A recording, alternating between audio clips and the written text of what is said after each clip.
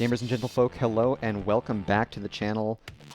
I am going to be your host, The Sound, and I am excited to bring a Division A matchup. Tonight we're going to be taking a look at Gambit Gaming going up against 9-5.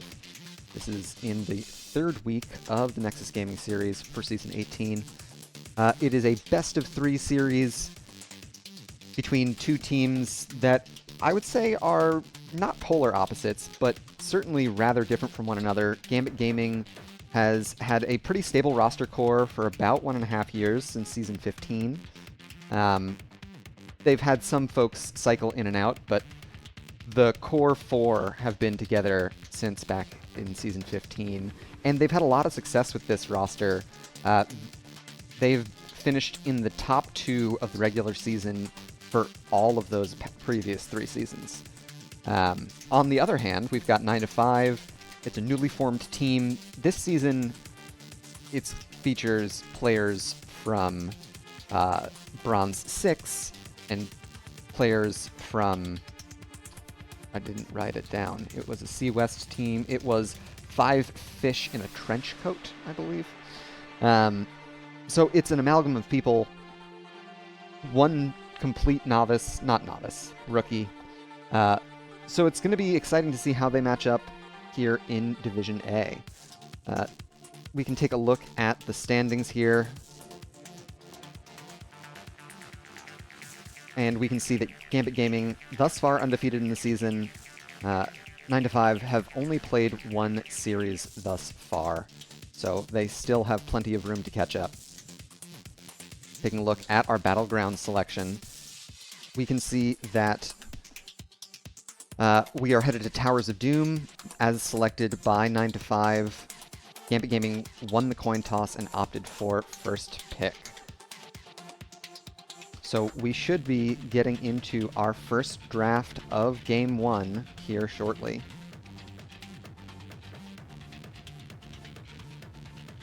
For everyone who has tuned in to join us, welcome. It's fantastic to have you. Make sure that you let everyone know who you're cheering for. I'm sure both teams would be excited to see when they watch the VOD back.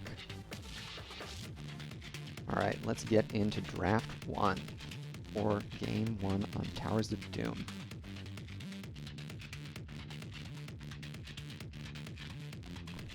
Having done a little bit of scouting on these two teams, I think the most contested picks between them are likely to be Brightwing and Lucio.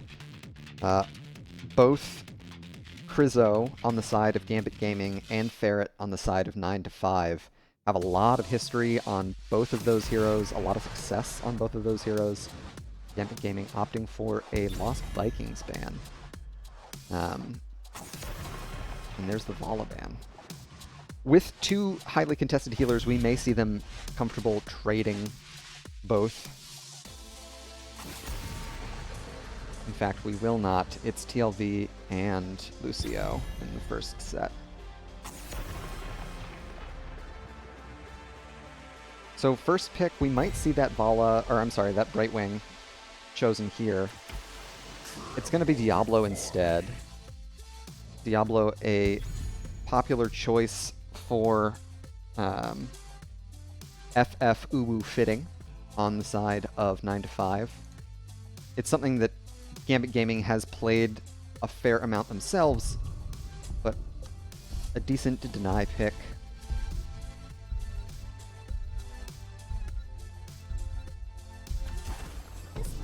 Alright, the response, Li Ming and Sonya. Okay.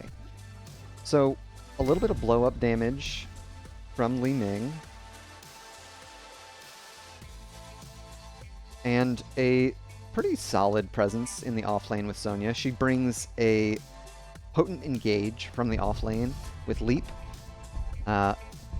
And if Gambit Gaming were thinking about going for Brightwing, Brightwing doesn't have the best cleanse. Alright. Stitches. Likely to be an offlane Stitches here. So, definitely bring in a little bit of a spicier pick here. for this Towers of Doom game. With this heavy front line, I think some percent damage from 9 to 5 is going to be their best answer. And there is plenty to choose from still. Tychus, Greymane with Cursed Bullet, Malthael if you wanted to get into the melee round of things.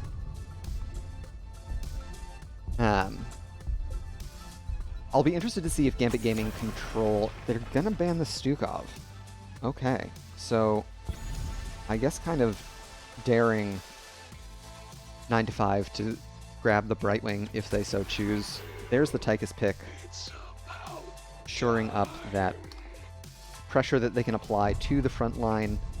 Diablo and Stitches both some of the highest HP heroes in the game. And Deckard the support. So in spite of both teams playing a lot of Brightwing, neither thinking it looked particularly good this time round. Which is very interesting to see how this meta is going to form between these teams in the series. And there's Dahaka and Orphea. Orphea, a bit of a Pearl Simon special. Very strong on the hero. 9 to 5 have one last pick.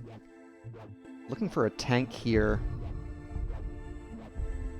It could be a double support. It's going to be Garrosh instead. Alright. So let's take a look at Game 1 drafts as everybody swaps up picks and loads into the lobby.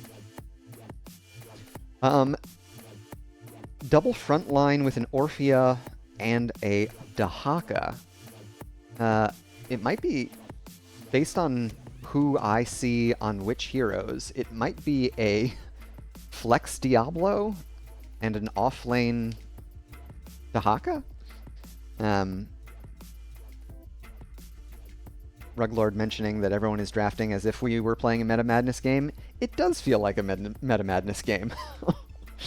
I'll be interested to see what the triple frontline idea is and how that works out for Gambit Gaming. So let's get into the game and find out, shall we? And we can introduce our teams. Here on the left in blue, we've got Gambit Gaming, Krizzo on Anduin, Northern Touch playing Stitches, Pearl Simon on Orphea, Chelsea playing Dahaka, and McGiblets on Diablo. To the right in red, we've got 9 to 5. It's FF Uwu Fitting. I'm just going to call you Fitting from now on.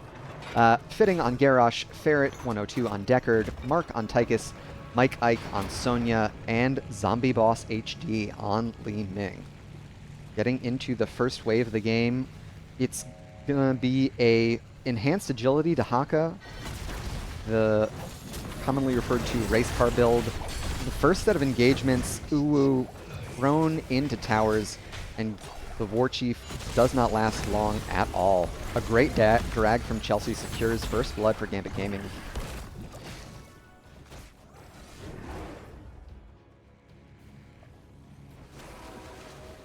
Deckard able to sneak down to bot lane, but does not feel safe catching that wave. Understandable with how much CC and damage potential Gambit Gaming bring with the Orphea. And it looks like it's just going to be a pretty tight 4 rotation for Gambit Gaming here in the early going. 1 minute spawns mercenary camps, and Gambit Gaming head directly to theirs. They've started a little bit earlier. Deckard is certainly not the prime camp taker that you would want, so 9 to 5 are pretty slow on this camp. We're going to see an invade here from Gambit Gaming. Fitting eats all of the CC once again. Here comes the dig from Chelsea. Mike Ike has arrived as well. It's a full 5v5 over the camp. Lots of damage going on to Fitting. Once again, Pearl Simon is low and will fall. First kill for 9 to 5. They're trying to clean up another, and Mark is so low. Li Ming gets the second reset, so 2 kills for 9 to 5. an unsuccessful invade for Gambit Gaming. They got lots of great CC, but they didn't seem to have the damage to quite back it up. Looks like 2 out of 3 sappers, in fact all 3 sappers are going to make it in here in bot lane. So not all is lost for Gambit Gaming. They got a lot of siege damage done there, and they may be able to stop the opposing sappers from coming in. There's McGiblets getting tossed in, and a great hook from Northern Touch onto Mark. Mark laying into them with the minigun, and that's going to be another death on the side of Gambit Gaming. 9-5 picking up a 3rd takedown here. Mark looking to increase their minigun duration with, in the rhythm at level 4, Pearl Simon falling very low. Wow, a lot of damage onto that Orphea. Other level 4 talents of note, we've got Piercing Light for Anduin. His Chastise now can pierce and hit 2 heroes. Zai's Vengeance? Triumvirate at 4 for Zombie Boss. And it's about a half-level lead for 9-5 thanks to... Oh, Ferret gets hooked. A great into the fray from Fitting. Saves their Deckard. But Diablo gets right back onto the old man. He's staying a while. Everybody's trying to save the Deckard. Zombie Boss dealing with Chelsea here on the top side. Mike Ike making the rotation in. It looks like Li Ming might make it out alive, and they will. Pearl Simon will trade 1-for-1 with Zombie Boss there. Mike Ike getting a lot of healing with this spin uninterrupted. Level 7's just around the corner for 9-5. That kill will secure it for them. And it's going to be Zai's Vengeance at 7 for Zombie Boss. After an even trade on the top side, the 3rd objective went over to 9-5, so they've got a lead in experience and core HP. We've got Dahaka coming for the rotation onto Chelsea. A great use of the level 4 Lurker Strain from Dahaka will get them out. Lurker Strain, it's a knockback, it's a slow, it's a stealth. It's not too many things all at once. We promise. That heavy commitment to the top lane means that Gambit Gaming are able to stack a pretty big minion wave and get this camp pushed up with relative ease. 9-5 don't have the best wave clear here, so we'll likely see this front wall go down. Mark eating another hook from Northern Touch. Northern's accuracy pretty strong thus far. Pearl Simon has opted for Mind Devour at level 7, the E quest for Orphea. Northern Touch fishing with another hook, unable to find any of 9-5 there. And on the top side, we had Mike Ike pick up that camp. So using a little bit of their rotational advantage to put additional pressure in that top lane.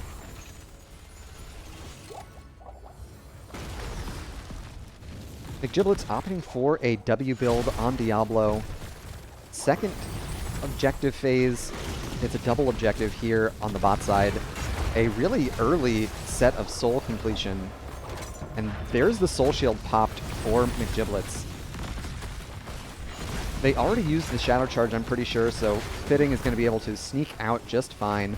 Mark gets the channel on the bot side, and Mike Ike likewise gets the channel on top side. So another 8 shots going into the core of Gambit Gaming, now down to 24 core HP.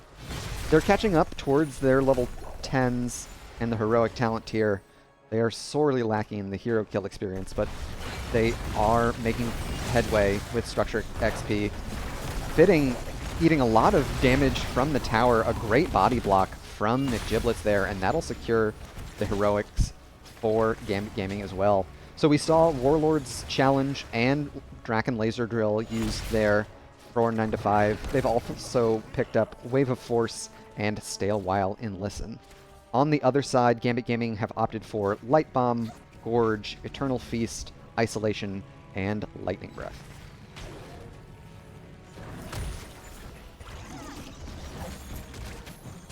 This is one of the weaknesses of a double tank composition.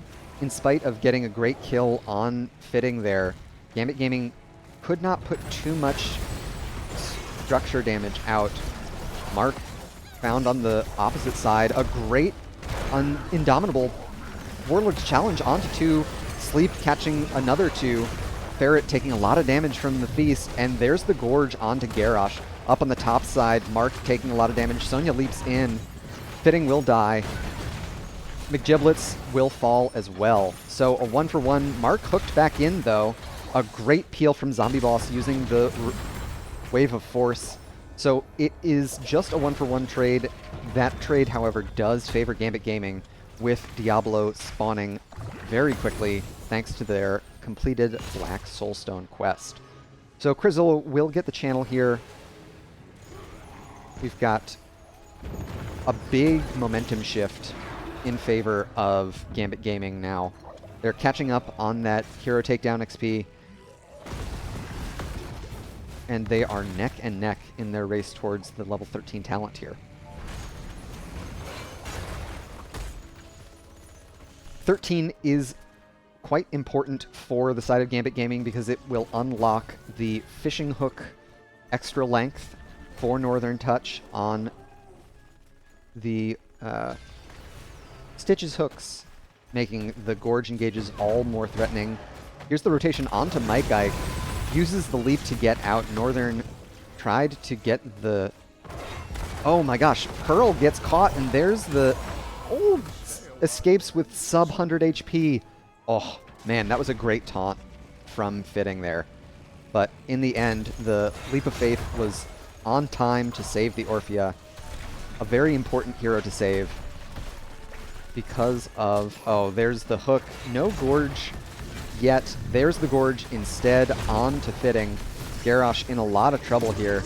Pops the Indomitable. Looks like they're going to make it out from under the towers. Mark taking a lot of damage from Pearl Simon. And Draken Laser Drill actually applying a fair bit of pressure. All 3 sappers go in the bot lane as the next objective is announced here in the middle. This will be an even talent tier fight. Dahaka is digging in, gets the drag, a huge engage now onto Fitting. A great 4-hero taunt, but they're not going to be able to pick up that potion from Deckard due to those body blocks. And so it's another kill onto the War Chief. Mike Ike potentially looking for a flank with the leap. Giblets taking a lot of damage here. 63 stacks for in the rhythm for Mark. And a lot of damage onto Pearl Simon. There are the resets coming in for Zombie Boss. Chelsea gets a drag onto Mike Ike. Leap has already been used. So without Garrosh, they don't have any real lockdown.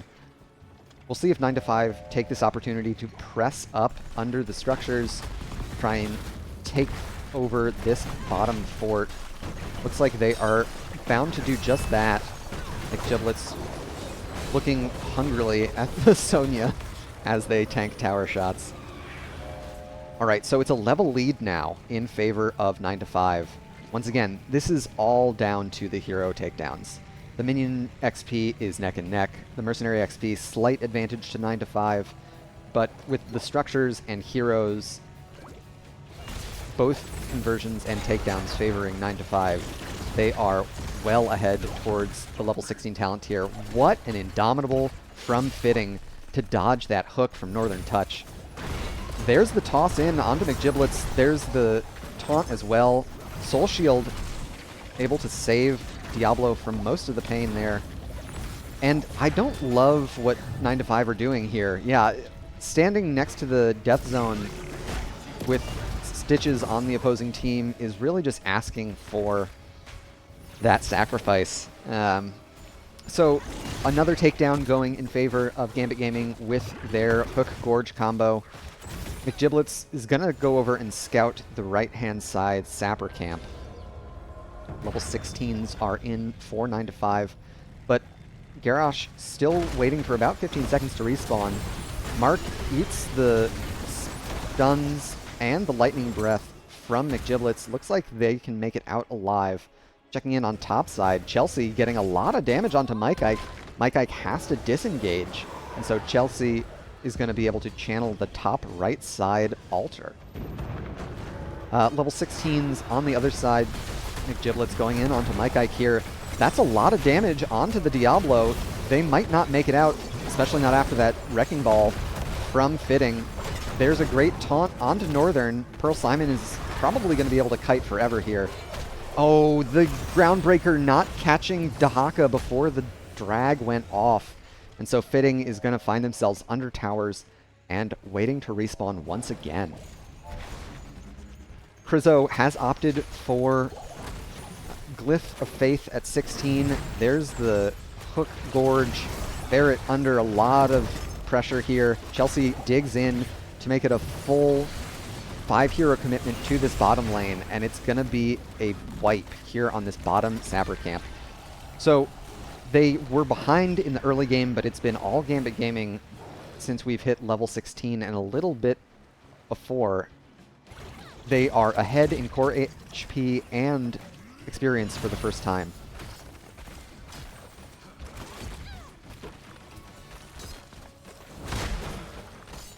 Checking in on top side, Mike Ike will get another Sapper camp, pressure Chelsea a little bit, while the rest of Gambit Gaming work on that bot lane conversion.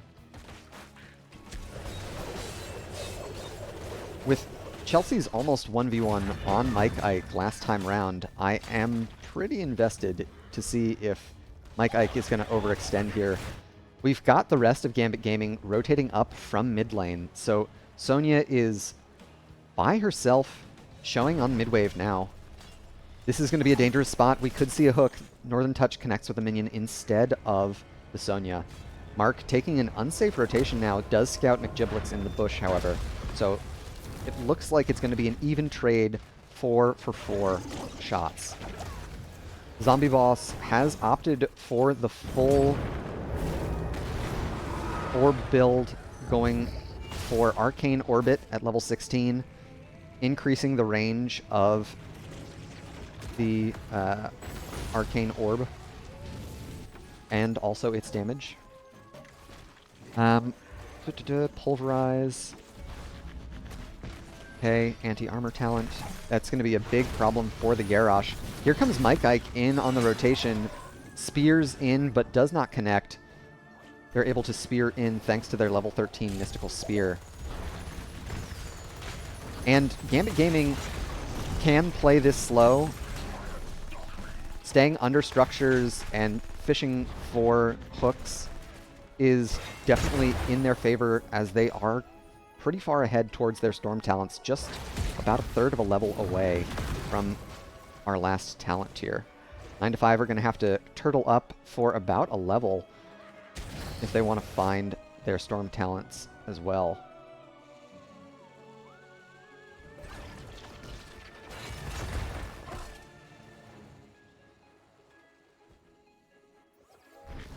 Alright, we've got a potential gank here in mid lane. Northern Touch showing on mid-wave. They will pick up level 20 Storm talents in their hands. It's Censure for Anduin, so the Chastise now stuns. Master Hooker for Northern Touch, which does a bunch of stuff, including making your allies unkillable if you hit Helping Hand, and healing reduction and cooldown reduction. Eldritch Conduit for Pearl Simon, really ramping up the damage that Orphea can put out. Contagion for Dahaka, allowing isolation to spread, and Hellgate for McGiblets on Diablo. Northern Touch just shy with the hook. Level 20 is just around the corner from 9 to 5. Zombie Boss will get the stall. Chelsea looking for the tongue, does not connect. They did not opt for Elongated Tongue at level 16, which might have secured that. Mike Ike trying to get this last bit of experience. McGiblets gets the wall stun. Ooh, and there's the hook back in onto the Tychus. Mark is not going to last long under the fort here. Zombie Boss might get this channel, but Pearl Simon is mounted up. Mike Ike here to stall them, but I think with the spear in, that might cost them their life. A taunt lands onto Chelsea. Mike Ike narrowly escaping here. Chelsea gets another drag onto Fitting, stuck in the backline of Gambit Gaming once again. And Fitting will go down. So 2 kills, 1 alter. I think that's still a pretty sizable win for Gambit Gaming this late in the game. Mike Ike able to put a lot of pressure on to Chelsea here now that they've got their level 16 Giant Slammer. It gives them percentage damage that they can apply to Dahaka. The rest of 9 to 5 trying to support that gank attempt, which of course gives Gambit Gaming all the room in the world they need to convert this bot keep. It's going to be a tough structure to regain for 9 to 5. This is one of Stitch's best battlegrounds for this exact reason. These engagements around the death zone, both his opponents and his own, make it very difficult for 9 to 5 to step up, and so they have to let those 3 sappers go in. Level 20s for 9 to 5, I didn't call him out. It's the body check upgrade. Oh my gosh, Mike Ike spears in. There's the leap onto 2 with Ariat's Crater. Mike Ike taking a lot of damage. Krizzo pulling both out. Ferret taking so much damage. Chelsea really pestering the backline. Mark putting a lot of threat here. A toss out.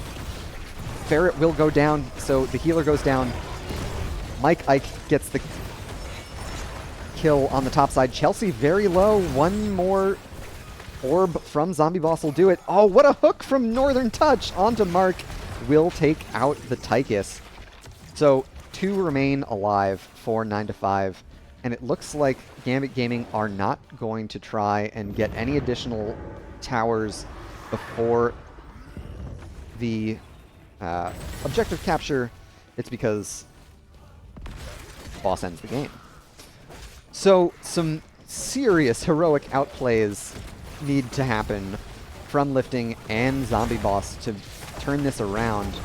There's a great Indomitable.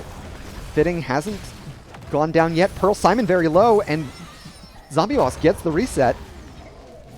Fitting is not going to dodge the hook. Chelsea falling low here, but importantly, Zombie Boss and Fitting got Gambit Gaming off of the boss. I don't know if they'd be willing to try going for it here with their sole range damage dealer missing. They could win through bot lane here if all 3 of these sappers go in. It is still a tough defense for 9 to 5 to make, especially with them positioning up in the top half of the battleground. Northern Touch does not connect with the hook, and we do have 9 to 5 in range. Krizzo has at least 1 charge of Leap of Faith up. Mike Ike leaps onto the sappers. There's Ferret's Stay a While and Listen. They opted for perfect gems at 20, so it will not silence. But importantly, all the sappers go down. Mark laying into McGiblets here, but stands next to Northern Touch, and that means it's Gorge time. Mark is going to go down here, taking out Diablo, and that's a full respawn. Black Soulstone had not been completed. Ferret doing a great job dodging around, getting a lot of Ruby value. Zombie Boss unable to get these resets coming in. Pearl Simon and Mike Ike fighting over the objective on the top side. This is a must grab for 9 to 5 if they want to stay in this game 1. A great hook onto Mike Ike, and Pearl Simon will take out the Sonya. Northern Touch will have a hook again soon thanks to the cooldown reduction from Master Hooker. And there's the dig in from Chelsea. Goes for the drag, does not land. Ferret able to dodge around here with... Oh, and the isolation does not connect. Ferret, as tanky as a healer could ever be, gets the 40 armor from into the fray, but it's not going to be enough. Interrupted before Stay a While and Listen went off. Zombie Boss will get another delay here, but I don't think Fitting is going to live through this one. Zombie Boss will have stalls. Not if they get hooked, though. Northern Touch connects with the hook, and that's going to be the kill. So it is another dominant team fight here at the end of Game 1. going over to Gambit Gaming in the end. GG and well played.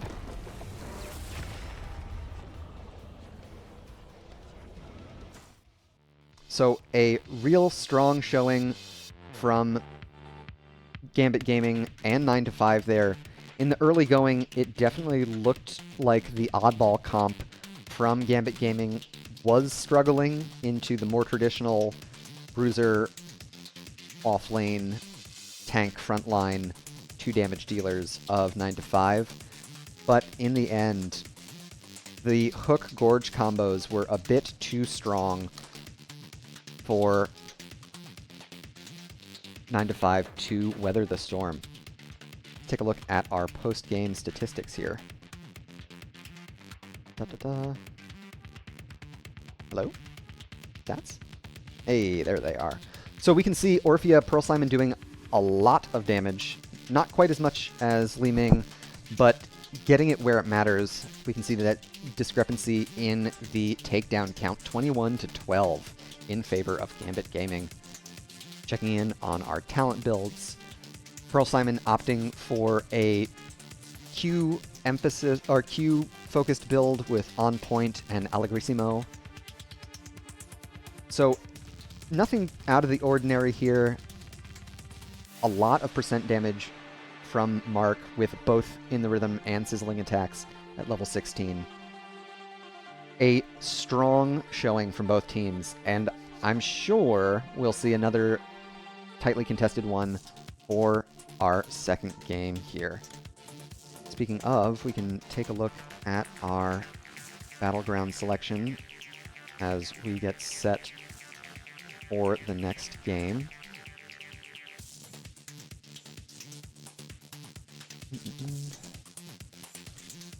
For any who joined us during Game 1, welcome. It's great to have you.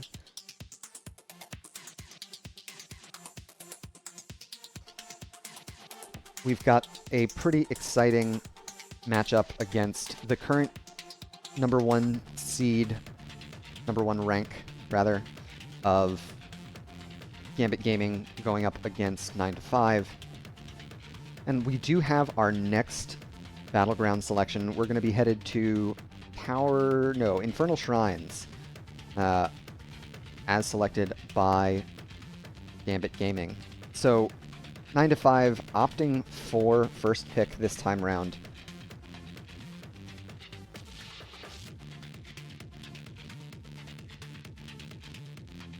And that might be the difference maker. I think these teams have definitely done their homework in their scouting. We saw that with the Lucio ban.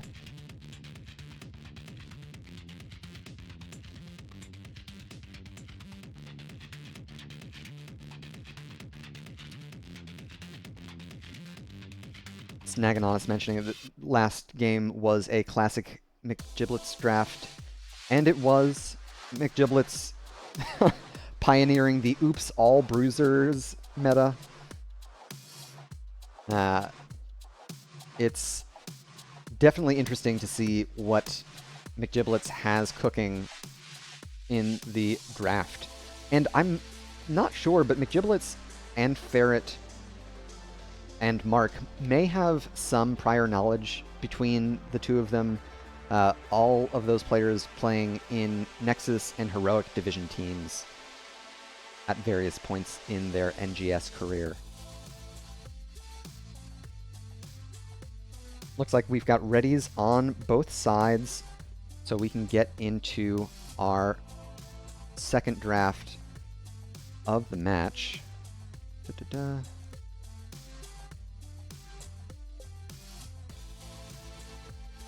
Here we go. All right, so Johanna ban sticking with the early draft strategy. Joe and TLV featured in Game 1 as well in that first ban slot.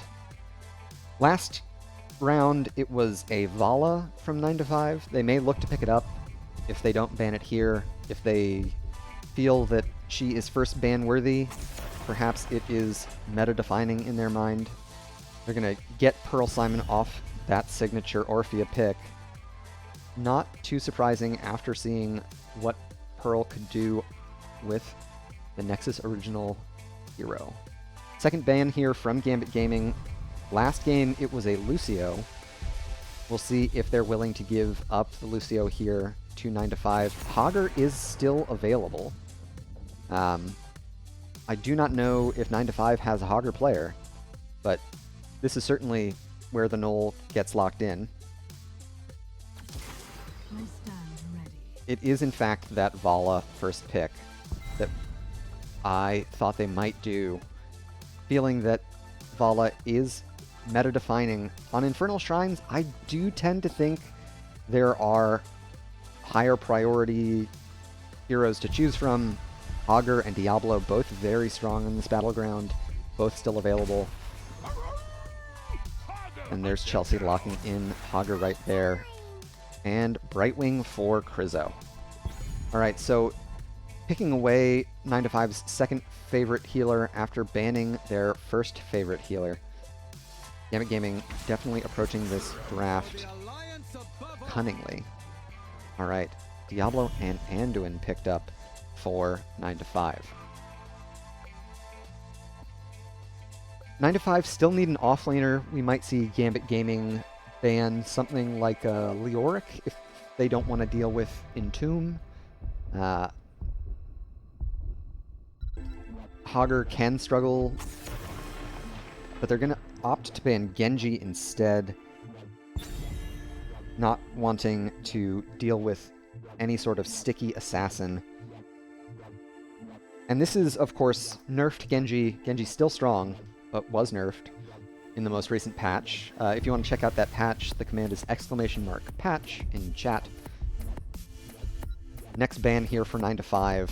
Gambit Gaming still have a lot of heroes open to them. I'd expect to see a tank ban here, but yeah, going for the Anub ban. Anubarak, a signature hero for Northern Touch. Both Johanna and Anubarak, some of the most picked heroes in his roster. Alright. We'll see how Gambit Gaming want to play this out if they're looking to hold their tank pick. Garrosh is available, as is Tychus. There's the Mephisto pick and Muradin. Okay. Mephisto, a menace on this map. Muradin can struggle a bit on the objective phase to land Stormbolts, but Mephisto doesn't really need anyone to be standing still to deal good damage. So not too surprised to see that picked up for Gambit Gaming.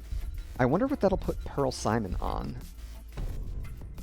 Last two picks here for 9-5. It is Leoric Illidan. Okay.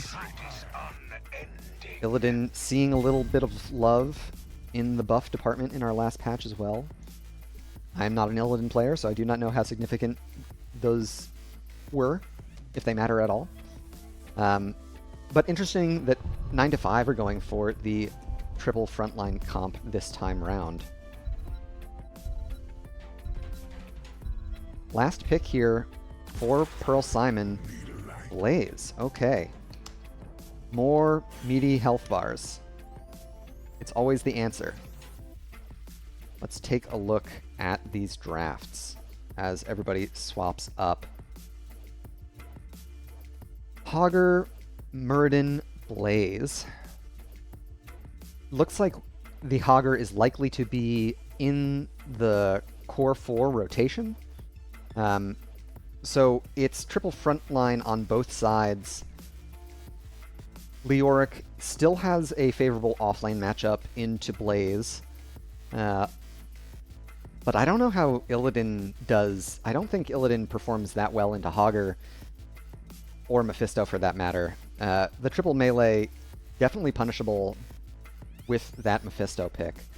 So we'll see if Gambit Gaming are going to be able to close it out here in 2 and keep up their domination streak, or if 9-5 will send us to a full 3-game series. Let's introduce our teams. Here on the left, in blue, we've got Gambit Gaming. Krizzo playing Brightwing, Northern Touch on Muradin, Pearl Simon playing Hogger, Chelsea on Blaze, and McGiblets playing Mephisto. To the right, 9 to 5 in red, we've got Fitting on Diablo, Ferret on Anduin, Mark on Illidan, Mike Ike on Leoric, and Zombie Boss playing Vala. Checking out our level 1 talents, Devil's Due for Fitting on the Diablo, amping up the regeneration from wells and globes. McGiblets has opted for a Q-focused build. Vala opting for W build with Fire at Will at level 1. Early wave clear advantage looks like it's going over to Gambit Gaming. A huge 3-hero stun that Jet Propulsion connecting with many heroes. Pearl Simon looking for one last auto, but looks like Fitting is going to make it out alive. Northern Touch zoning this rotation, trying to stall 9 to 5 as much as possible, keep them away from this experience. Pearl Simon getting the wallbang onto 2, puts a little extra pressure onto Fitting with the Hog Wild. So Unyielding Power at level 1, already up to 11 stacks out of the 40 required. That betrays a Q build, which means at level 16, Lightning Reaction is going to do a lot of damage for the Mephisto. Gambit Gaming, with their lead on the rotation and knowing that Diablo is relatively weak until some souls get stacked up, do the aggressive play and opt for the neutral siege camp. Northern Touch eating the wallbang from Fitting, but able to disengage without trouble.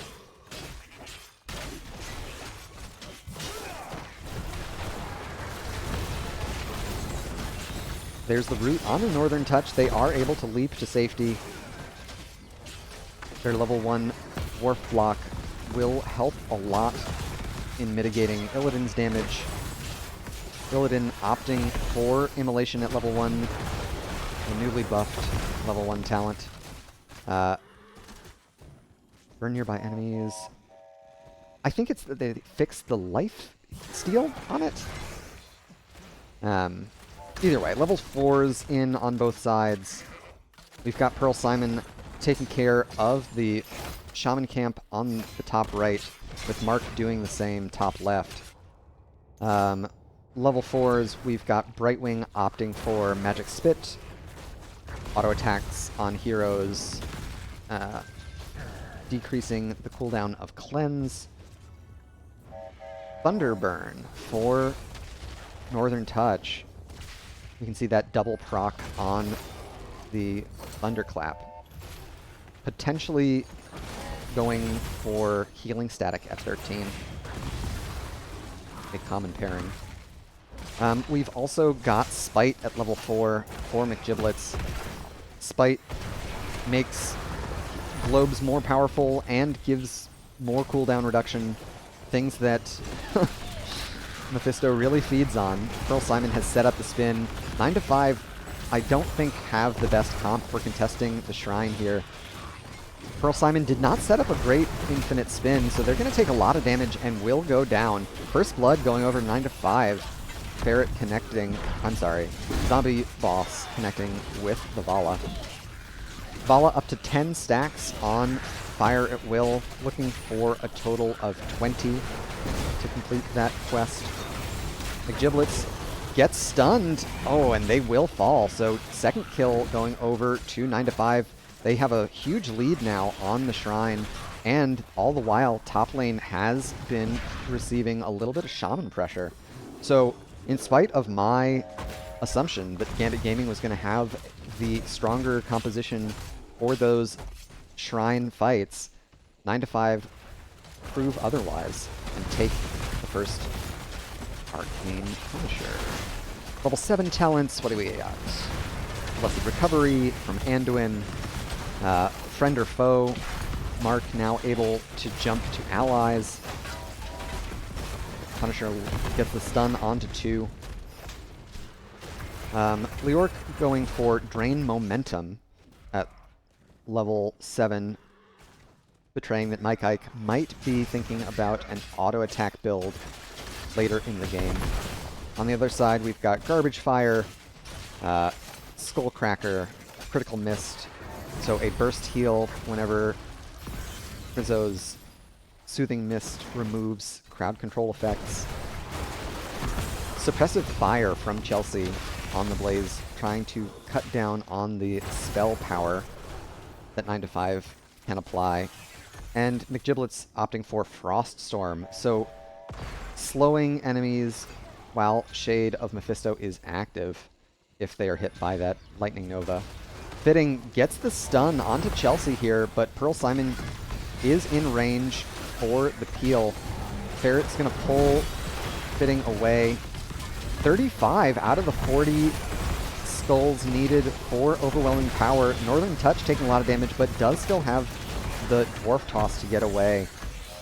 So a lot of back and forth, but in the end, no takedowns for either squad. Just one stack away from completing the level 1 quest for Mephisto. It's a pretty big power spike once that quest is complete, gaining a second charge of their Skull Missile, and there it is, 8 minutes, 6 minutes rather. Level 10 on both sides means we've got heroic talents. It is Apocalypse for Fitting. We've also got Light Bomb, Metamorphosis, Entomb, and Strafe. Fitting really just daring Gambit Gaming to take a look. On the top side, we've got Mark and Mike Ike pressuring Chelsea here. We will see the Entomb come out. That will draw the bunker. Fitting is making the rotation. Chelsea eats another set of spells, but Mark is going to have to back out. Mike Ike going to take a lot of punishment from McGiblets there on the Mephisto. That cooldown trade, Bunker for Entomb, is technically favored for 9-5. Entomb, a slightly shorter cooldown. I did not call out Gambit Gaming's heroics. We've got Blink Heal, Avatar, Bunker Drop, which we saw, Hortapult, and Durance of Hate. So as we can see, we've got Entomb back up, but unless they look for it right now, before the objective spawns, in all likelihood, Gambit Gaming will have Entomb back up in time. Pearl Simon getting 2 with the stun there, pressuring Mike Ike. Durance lands onto 2. Chelsea hits 3 with the jet propulsion into the backline, dodges the Light Bomb with Bunker, and after a lot of fireworks, everybody makes it out alive. Chelsea hitting another stun onto Mike Ike here. Northern Touch still very healthy. Mark falling low, no longer has Metamorphosis. Fitting does not have Spell Shield, won't make it out. They do have souls, so they'll be able to respawn and rejoin the fight.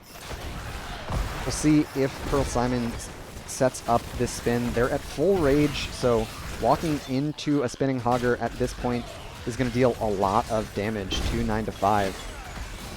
Pearl Simon not quite connecting the full spin, and there's the engagement onto Northern Touch. It's going to draw the phase shift. Pearl Simon onto the backline here. A Polymorph onto Mark, and they'll just narrowly escape. Entomb not catching any.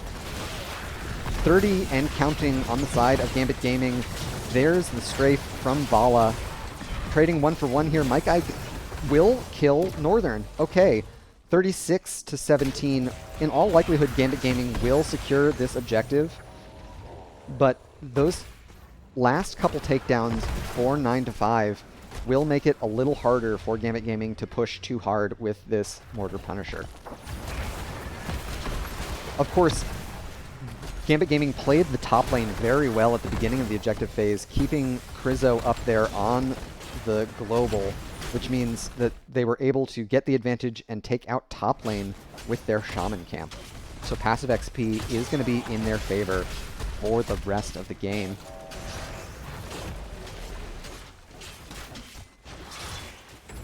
It also has Gambit Gaming a little bit further ahead on minion XP.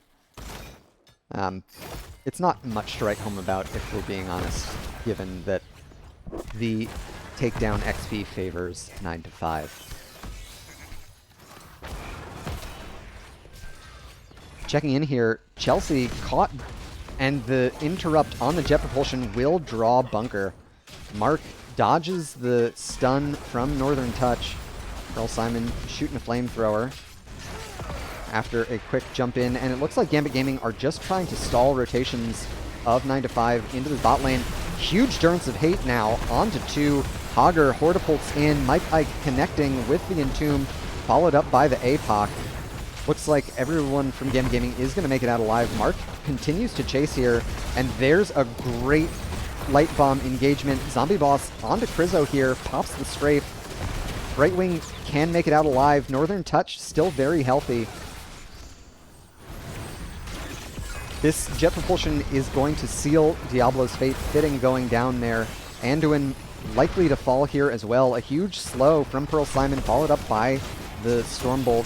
Now Zombie Boss caught without a fort. A great vault, though, will get them out. Mark trying to buy space for their Vala, but that's going to spell doom for Illidan.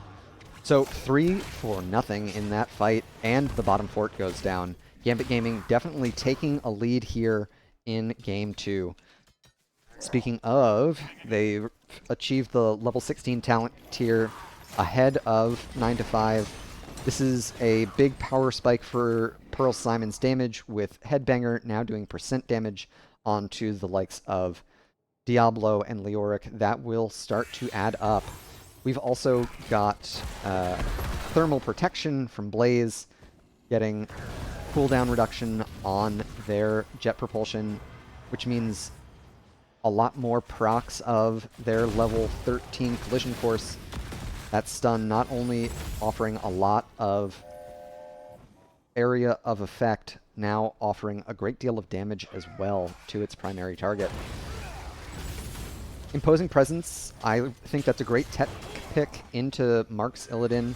Slowing down the attack speed of Illidan is tough. Mike Ike spookwalking in.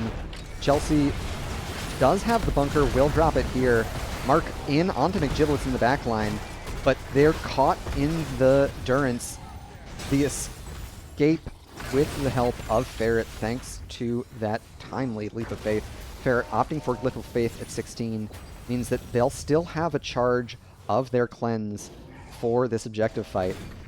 9 to 5 are disadvantaged in that they don't have the option for pre-taps, and Gambit Gaming do. So we'll see how this goes.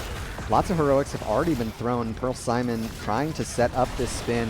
Zombie Boss happy to just click on him. In the meantime. So a quick objective lead to 9 to 5, but Krizzo still pushing out lanes in, or minion waves in the bot lane. There's the connect with the Durance. Mike Ike gets the Entomb here. Pearl Simon over onto the back line looking for some kills. A huge light bomb, and Mark is really doing damage. Pearl Simon falls low. A big stun from Chelsea might be curtains for Zombie Boss, but they make it out alive. Northern Touch falling low, will hop into the bunker to survive a little bit longer, but Mark over the edge gets the kill.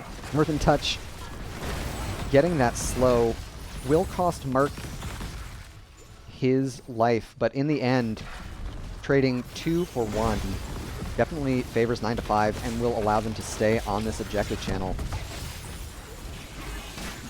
Fitting, having gotten all the W talents in line now, means that they're going to get a lot of healing every time they use their Flame Stomp, thanks to the extra spell power from Hellfire.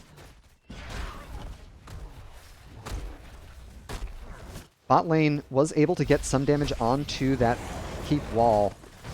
Fitting a little bit slow on the APOC, will not catch any of Gambit Gaming here. Frozen Punisher will lock down this fort, but 9 to 5 do not feel comfortable staying here. They're worried about their mid fort. Mark is going to respond in time, but I don't think this Punisher is going to take out top fort alone.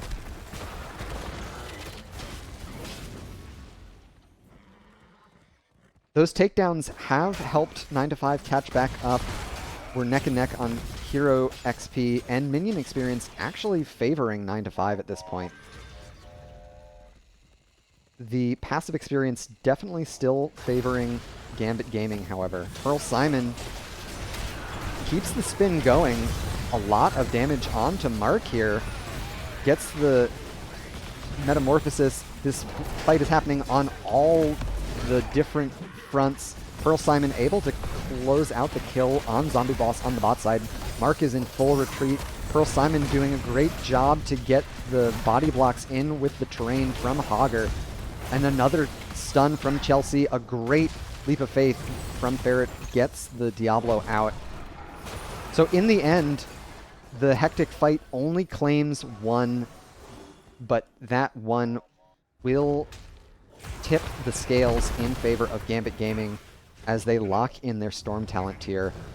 We've got Speedy Dragon from Krizzo at level 20, looking for a faster teleport, slowing the or reducing the cooldown, not the cooldown, the channel time of Phase Shift. We've also got Rewind from Muradin. Oh no. Secret Stash from Pearl Simon. Not what I'm used to seeing, but fair enough. It's Fortified Bunker for Blaze and Mimic for McGiblets.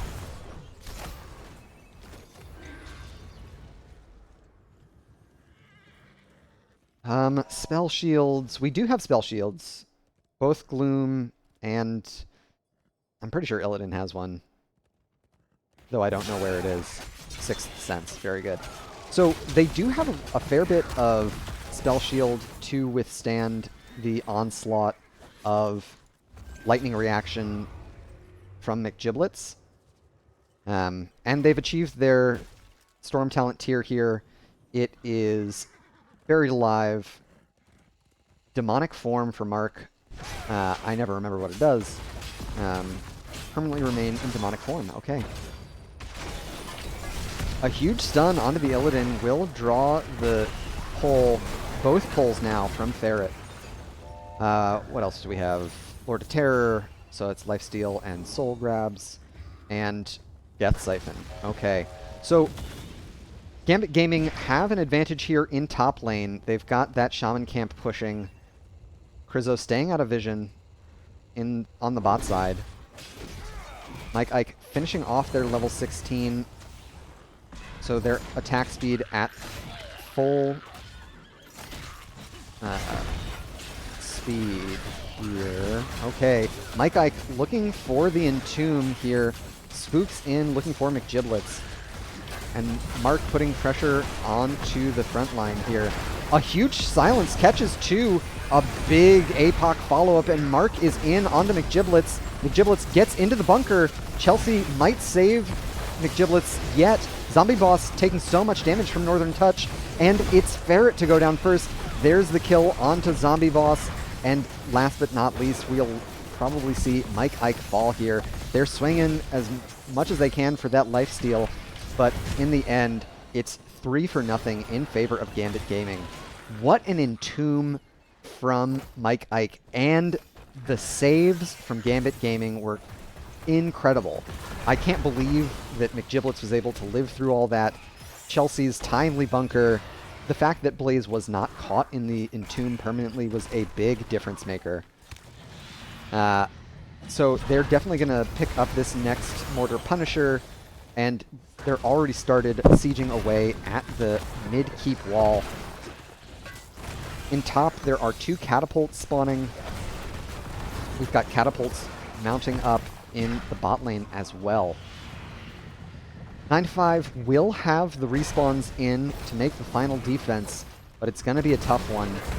McGiblets, I'm sure, looking to follow up on the Punisher jump here, as is Northern Touch. It is successfully baited towards top keep, but that mid keep does not last very long. Another Punisher jump is incoming. Mike Ike spooks in once more, gets the Entomb to land onto McGiblets. There's the Light Bomb. Punisher still healthy. Zombie Boss putting a lot of damage out, but it's Mike Ike to fall first. There's the interrupt on the Death Siphon. Mark trying to get all of this damage onto the rest of Gambit Gaming. Punisher is ending while we speak. Still healthy enough to take damage off the core. Mark using Friend or Foe. A little bit of an overlap with Ferret's Leap of Faith there. So just a little bit more than 30%. What a polymorph, and that'll seal the fate of the Illidan. Fitting goes down. They will respawn here, but I don't know if Zombie Boss and Fitting will be enough to stop this, especially with Ferret likely to go down here. Chelsea will die. Core down to 21. A huge Entomb lands onto 2. Zombie Boss all connecting a lot of damage onto McGiblets here.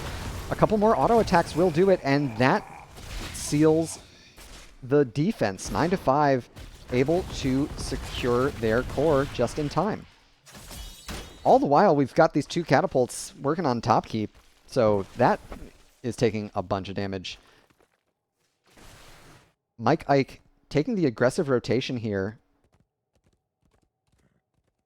Respawns will be in for 9-5 a little bit before Gambit Gaming. Next objective is in top lane, which definitely is going to favor, or isn't favorable, it doesn't favor them, but it is favorable for 9-5. It's the only lane in which they've got structural parity. So Gambit Gaming will not have that pre-tap advantage. Like Ike does steal away the Shaman camp. So the map's still heavily in Gambit Gaming's favor. 9-5 was not able to turn those kills into any additional structure damage due to how much homework they had to catch up on in all of the other areas of the map. Looks like we've got Pearl Simon, Krizo, and Northern Touch working on this bottom siege camp. And I think Gambit Gaming are doing a great job playing this vision game. We've got Chelsea showing in top lane. So 9-5 know that they have numerical superiority here in bot. Looks like they're not going to get too aggressive. Mark on the top side, finishing off the mid fort. Will make it out with another cast of Metamorphosis. Essentially just a blink at this point.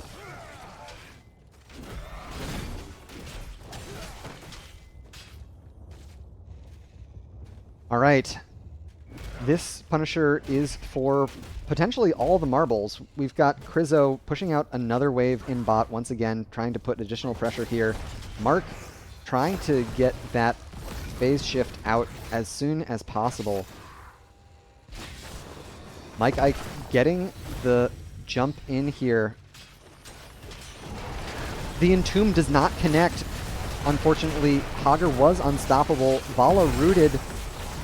The Light Bomb gets used for Peel. Ferret being harassed here. Fitting as well, taking a lot of damage. The phase shift came through. Mike Ike very low. Another stun onto the Hager, but Diablo falls. They will respawn with their Black Soul Stone. And Zombie Boss able to get the rest of 9-5 out with the retreating Death Siphon. Okay, so Diablo's back. Diablo's very squishy. And Leoric is back at base.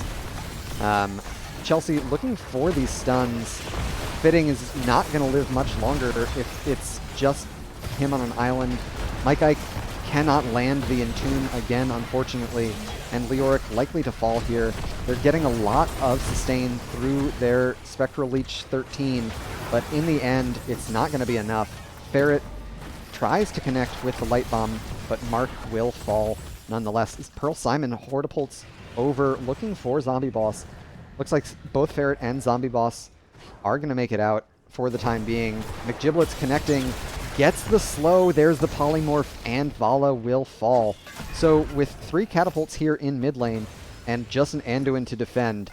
I don't think they're going to be able to do it. 9-5 will go down, and Gambit Gaming continue their undefeated streak here in Season 18 of NGS. GG and well played. A huge showing in the late game fights there for Gambit Gaming. I have to think if Mike Ike connected with some of those Entombs, we would have had a very different game on our hands. But in the end, the Unstoppables from Hogger were enough to get Pearl Simon out of danger. Let's take a look at our post-game stats here. And we can see all of the damage that Mephisto does with Q build, 121,000 damage. It's absolutely crazy how much that Q build does after level 16 with Lightning Reaction. Zombie Boss on Vala, no slouch, was able to get almost 95,000 themselves. And we can take a look at these builds as I see if I can't set up an interview with our friendly home team. So a really strong showing from our away team. I thought that 9-5 performed very well into a team that is a known strong quantity. So I don't think you can really be too frustrated with that performance if you're on the side of 9-5, especially given that most of their players have been absent for 1 to 5 seasons.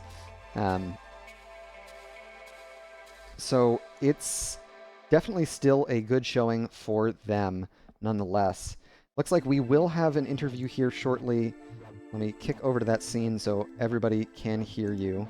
Welcome, welcome. GG's, how are you feeling after that win? Pretty good. Yeah, pretty good. Tried some wonky stuff, and I guess both teams did, and there was some exciting games. Absolutely. The Stitches, when it was first picked up, I was thinking it was likely to be a Stitches off lane. Jibs, are you the drafter for GG this season? Yeah. Yes, I am. Drafter, shot caller-ish type thing. Gotcha, yeah. Gotcha. So, do you think of Stitches as flexible enough to fit into the off lane, or is 100%? Okay. I mean, we've done it on my old teams in the past. I think mainly on Volskaya. There's a lot of Volskaya or Shrines. It works. Totally. So, picking it early definitely keeps it flexible for if you wanted to have it in the off lane. I don't know if Chelsea plays it, but Chelsea's a talented player, so I'm sure they could be comfortable on it. In the end, we saw you on it, Northern. Is that a favorite hero to get to whip out every now and again? I don't know that it's a common choice.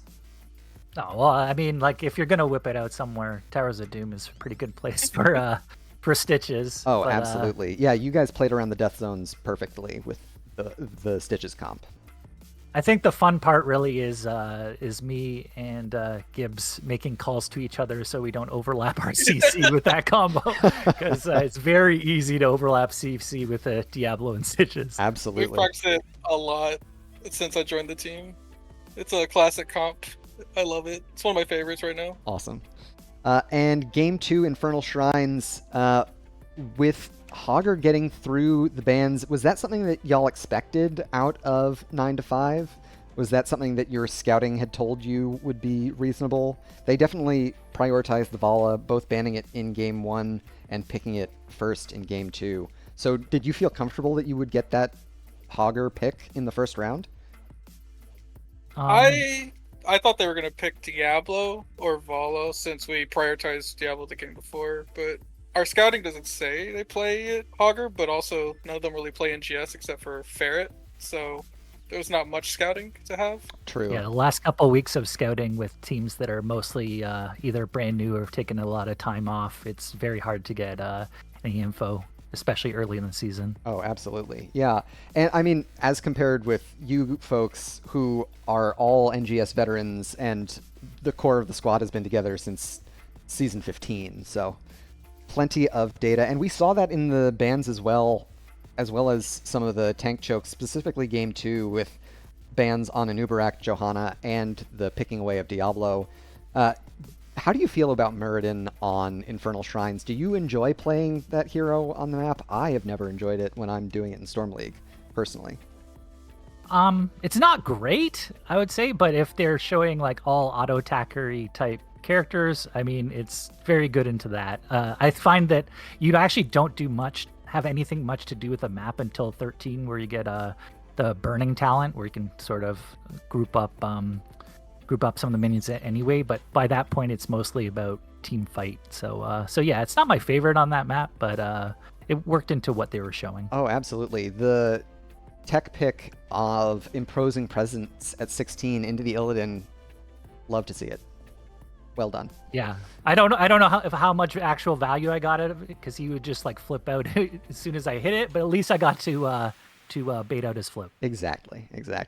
All right, I'm not going to keep yammering away with y'all. I'll let you get back to celebrate with the team. Before I do you have any shoutouts either of you want to give?